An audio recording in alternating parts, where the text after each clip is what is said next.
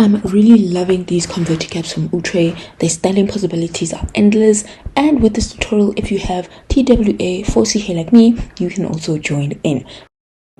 Now this method applies for any drawstring, half wig, even U part and V part wigs.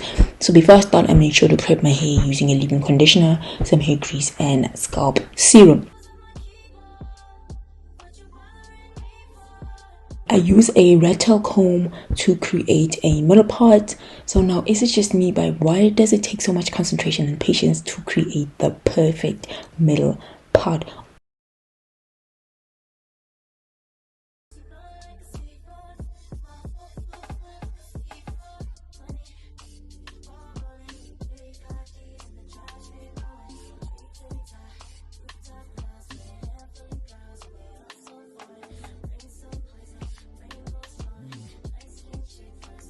On to the next step. I'm making use of this gel from Dark and Lovely to smooth the hair down around the pot. You can use any gel, some recommendations, the Eco Style, plus there's a Clicks brand that has a gel. Side note, I have never used these on any of my natural hair, just wigs. To smooth down the hair on either side of the pot, I'm first going in with a small paddle brush, then using a small edge brush and more gel, I will lay down the fine hairs.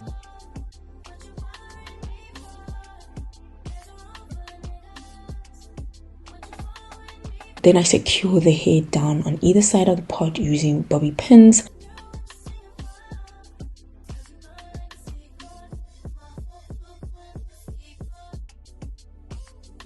To set the hair, I use simply just scarf or a doek, and then in the meantime you can do your makeup, pack your lunch, choose an outfit or grab a bite.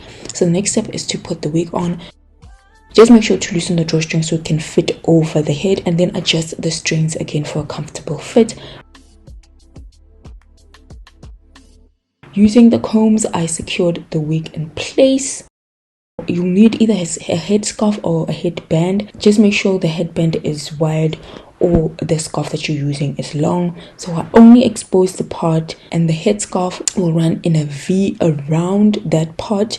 And I also make use of bobby pins to secure it in place.